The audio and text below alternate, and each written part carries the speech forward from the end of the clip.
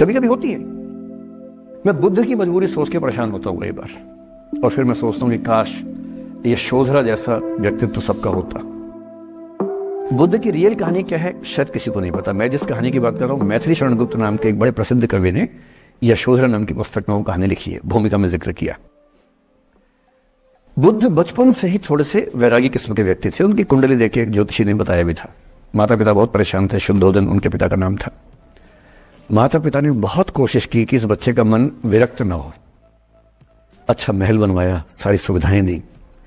जैसे ही बुद्ध थोड़े से किशोरावस्था में आए, उस समय की दुनिया की सबसे खूबसूरत महिला से, लड़की से, यशोधरा से उसकी शादी करवा दी। यशोधरा के पिता ने काफी एग्जाम लिए बुद्ध जी के, वो सारे एग्जाम में पास हुए, तब जाकर शादी हुई। ऐसे नहीं हुई, शादी हुई। तो बुद्ध भी ठीक था, रमे रहे उस जीवन में। बेटा हुआ उनका राहुल।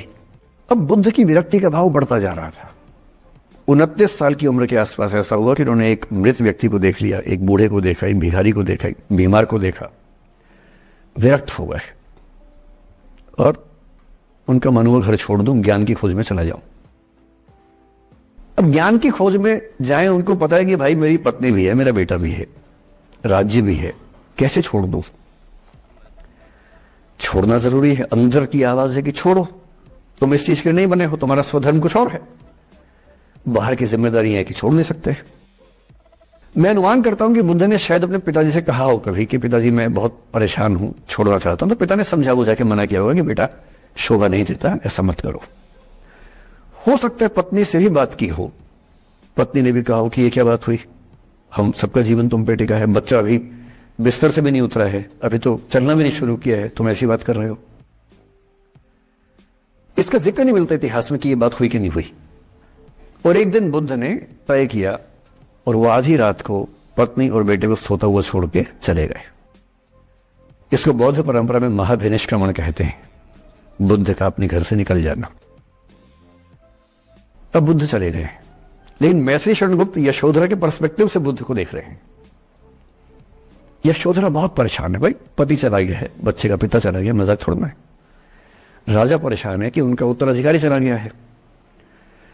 यशोधरा इतनी परेशान है, बहुत लंबे समय तक छंद आते रहते हैं कि वो कितनी बेचैन है, कितनी परेशान है। लेकिन यशोधरा की सबसे बड़ी परेशानी इस बात से नहीं कि बुद्ध चले गए, इस बात से है कि बिना बताए चले गए, भरोसा नहीं किया। और वो अपनी सहेली से कहती है, सिद्धि हेतु स्वामी गए, यह गौरव की बात। मुझे गर्व है कि मेरा पति इतने महान काम के लिए गया है। सिद्धि हेतु स्वामी गए, यह गौरव की बात, पर चोरी चोरी गए, यही बड़ा व्याघात। सखी वो मुझसे कहकर जाते, कह तो क्या वो मुझको अपनी पथ बाधा ही पाते, क्या मैं रास्ता रोकती उनका? उसके मन में ये मलाल है कि बिना बताए चले गए। वो इस भाव को लेट गो नहीं कर पा रही है, परेशान है। फिर बुद्ध को ज्ञान मिला 6 साल की तपस्या के बाद, बोधगया में बोधि वृक्ष के नीचे ज्ञान मिला। बात फैल गई। जो 5 शिष्य बुद्ध को छोड़ के भाग गए थे उनके बुरे वक्त में, उन्हीं 5 को बुद्ध ने सबसे पहले ज्ञान दिया सारनाथ में, जिसको धर्म चक्र प्रवर्तन कहते हैं।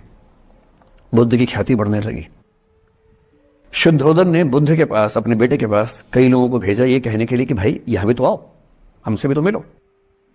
बुद्ध का ऐसा प्रताप था कि जो उनके पास जाता वो बुद्धं शरणं गच्छामि हो जाता, वापस ही नहीं आता। तो फिर शुद्धोदन ने बुद्ध के बचपन के एक दोस्त को ये कह के भेजा, भैया मैं जानता हूं तुम वापस नहीं आओगे, पर प्रभावित होने से पहले बोल देना कि पापा याद कर रहे थे। तो वो गया, उससे वायदा निभाया, हो तो गया, बुद्ध के संग में दीक्षित हो गया, पर वायदा निभा दिया। तो बुद्ध ने कहा जरूर जाऊंगा, पिताजी के आगे तो जाऊंगा ही जाऊंगा। बुद्ध पहुंचे अपने कपिल वस्तु, जो अपना इलाका था, वहां पहुंचे। पूरे कपिल वस्तु में, नेपाल सिद्धार्थ नगर से नेपाल जाएंगे तो नेपाल बॉर्डर पे कपिल वस्तु है। मैं देखने गया था वो जगह जहां बुद्ध पैदा हुए थे, बड़ा सुंदर स्थान है, आप भी जाके देखेंगे अभी। तो बुद्ध पहुंचे रात को, एक धर्मशाला में रुके। अब वहां हल्ला मच गया कि राजा का बेटा धर्मशाला में। बुद्ध ने कहा भाई मैं देखो राजा का बेटा बनकर नहीं आया हूं, मैं बुद्ध बन के आया हूं।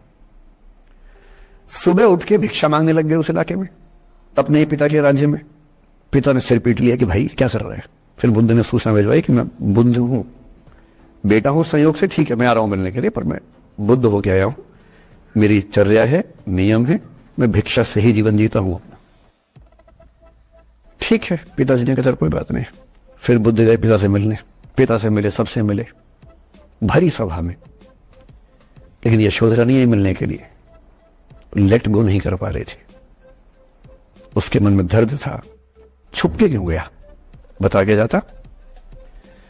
बुद्ध ने पूछा पिता से कि यशोधरा कहाँ है, तो बोले कि वो कह रही है कि अगर बुद्ध मिलना चाहेंगे तो खुद ही मिलने आएंगे मुझसे, मैं क्यों जाऊंगी भाई, आत्मसम्मान भी तो कोई चीज है, मैं क्यों मिलने जाऊंगी।